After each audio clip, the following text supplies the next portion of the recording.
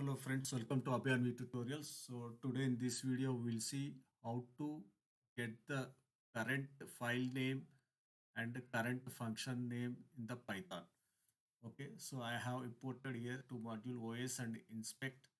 Then I have written a function and this function name equal to inspect.currentframe dot f underscore code dot co name. So this will give the function name. So current function is func.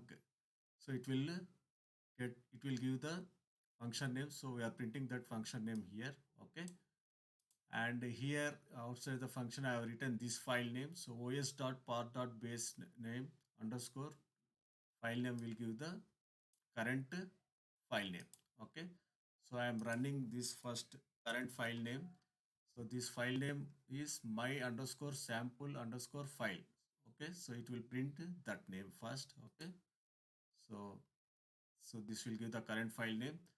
Then I will print current function name by calling the function. Okay, so this function will call now. So this will print the current function name using this command. Okay, so let's see. Current function name is func. So it will print the func. Okay, guys.